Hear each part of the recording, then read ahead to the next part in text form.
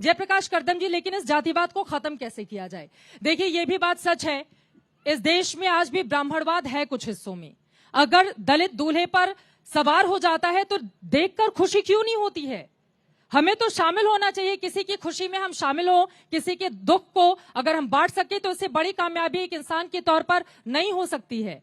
लेकिन ऐसा क्यों नहीं होता है? एक समाज के तौर पर हम इस दिशा में आगे क्यों नहीं बढ़ पा रहे हैं? देखिए, मुझे ऐसा लगता है कि एक संवैधानिक राष्ट्र होने के नाते हम संविधान से शासित हैं और होनी चाहिए। बिल्कुल बिल्कुल।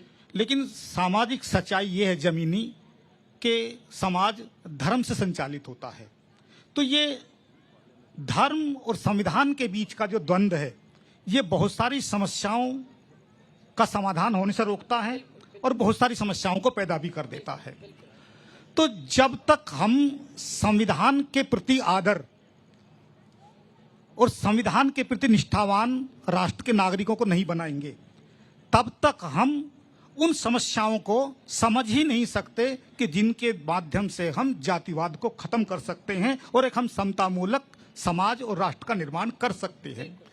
एक सशक्त राष्ट्र, सशक्त समाज यदि हमें बनाना है तो हमें समानता समाज के बीच लानी ही होगी। कैसे आएगी ये समानता? अब ये लाने के लिए मैं उसी बात पर आ रहा हूं कि हमको संविधान को समझाने के लिए पाठ्यक्रमों में हिस्सा बनाना पड़ेगा। जैसे संविधान की जो प्रियम्बल है, उसकी उद्देशिका है, कम से कम उसी को ही, और जो संविधान के अलग अलग अनुच्छेद हैं उनको अलग अलग विभिन्न पाठ्यक्रमों का, चाहे को राजनीति का है, समाजशास्त्र का है, साहित्य का, अलग जहां भी जिस तरह का है, वहां उन सब चीजों को हम और संविधान का सम्मान करना सिखाएं। हम संवैधानिक शासन में रहते हैं, हम उसके जरिए रहते हैं।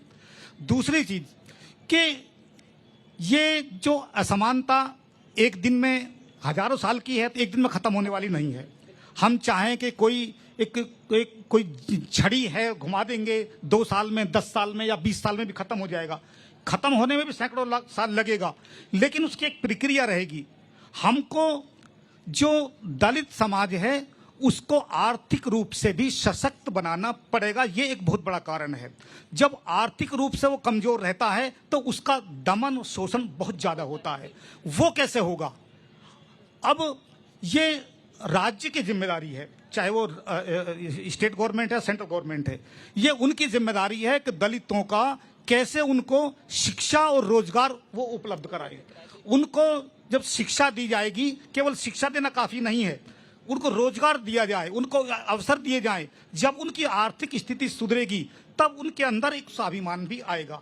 हमको ये जो घटनाएं जिस तरह की होती हैं जातिगत उत्पीड़न की, समाज के सभी वर्गों को उनकी भर्त्सना करनी पड़ेगी। उनका कोई भी वर्ग, हम भाषण दें, बोलें या लिखें, उससे बात नहीं होता।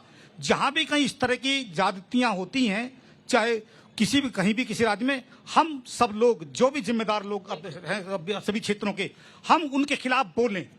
हम उनके खिलाफ, ये नहीं कि कभी एक घटना के खिलाफ कहीं हम कैंडल मार्च निकालते हैं, इस मामले में चुप हो जाते हैं। कभी एक किसी युवती के साथ बलात्कार होता है तो हम महीनों तक कैंडल मार्च निकालते हैं, और यहाँ आए दिन दलित स्त्रियों के साथ बलात्कार होते हैं और सामूहिक बलात्कार होते हैं और एक गहरी चुप्पी छाई रहती है। तो ये जो चुप्पी है ये उस जातिवाद को बढ़ावा दे रही है। जब हम सब जागरूक लोग समाज के, ये सभी चाहे किसी भी जाति के हैं, वर्ण के, धर्म के, सब जिम्मेदार हैं, और जो भी हम मानते हैं कि ये देश हमारा है, राष्ट्र हमारा, हमें सशक्त बनाना है, संपन्न बनाना है, उन्नतशील बनाना है, तो ये सबकी जिम्मेदारी है, इसको करना पड़ेगा। तब जातिवाद से हम मुक्त हो सकते हैं। जब तक हम उसको नहीं करते तब तक नहीं हो सकते।